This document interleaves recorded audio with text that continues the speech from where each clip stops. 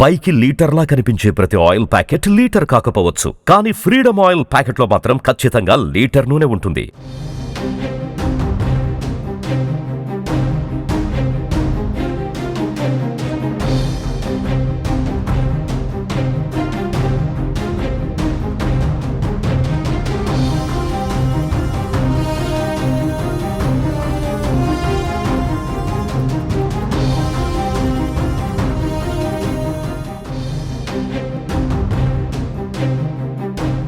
అగ్రరాజ్యం అమెరికాలో భారీ వర్షాలు, వరదలు, టొర్నడోలు బీభత్సం సృష్టిస్తున్నాయి.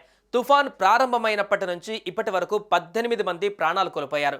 టెన్నెసీలోనే 10 మంది మరణించారు. శనివారం కురిసిన భారీ వర్షాల వల్ల లోతట్టు ప్రాంతాలు జలమయమయ్యాయి. వరదలకు రోడ్డుపైన కారు కొట్టుకుపోతుండటంతో అందులో ఉన్న 57 ఏళ్ల వ్యక్తి చనిపోయాడు. అమెరికాలోని దక్షిణ మధ్య రాష్ట్రాలలో వచ్చిన ఆకస్మిక వరదలు, టొర్నడోల ధాటికి 18 మంది చనిపోయారు. కెంటకీ, మిసిసిపి, మిస్సూరి, వర్జీనియా, టెన్నెసీలో శుక్ర శనివారాలలో రాత్రి అకస్మాత్తుగా భారీ వర్షాలు కురిసి వరదలు వచ్చాయి. వరదల దాటికి నదులు పొంగి పొర్లాయి. వరదల వల్ల ఒక్క టెన్నెసీలోనే 10 మంది చనిపోయారు. అలాగే మిస్సౌరీలోని వెస్ట్ ప్లెయిన్స్లో కూడా వరదలు వచ్చాయి. నదులు ఉప్పొంగి ప్రవహించడం కొనసాగుతుందని వాతావరణ శాఖ హెచ్చరించింది.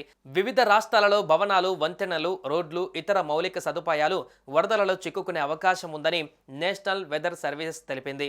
లూయిస్ విల్లే, కెంటకీ, మెంఫిస్లలో వాణిజ్య సరఫరాలకు అంతరాయాలు ఏర్పడవచ్చని వెల్లడించింది. టొర్నడోలు, ఆకస్మిక వరదలు భయానక వాతావరణాన్ని సృష్టించాయి. ప్రభావిత ప్రాంతాలు ఇప్పటికే భారీ నీటితో నిండిపోయాయి. అలబామా, మిసిసిపిలలో కొత్త టొర్నడోలు, కెంటకీ, మిసిసిపి, టెన్నెసీలోని అనేక కౌంటీలకు ఆకస్మిక వరద హెచ్చరికలు జారీ చేశారు.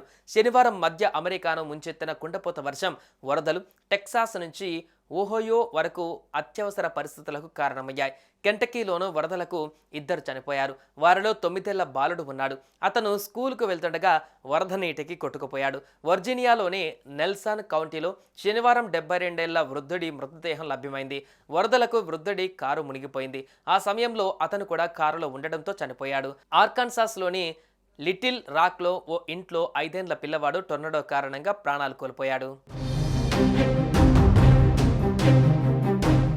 మరోవైపు పలు రాష్ట్రాలలో గత వారం రోజులుగా భీకర టొర్నడోలు సంభవిస్తున్నాయని వాతావరణ శాఖ అధికారులు తెలిపారు.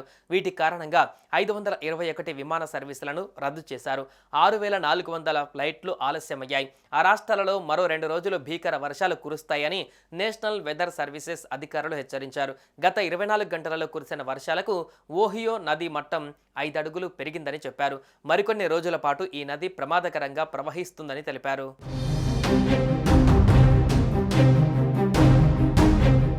సుమన్ టీవీలో మీ పర్సనల్ అండ్ బిజినెస్ ప్రమోషన్స్ కోసం కింది నెంబర్కి కాంటాక్ట్ చేయండి.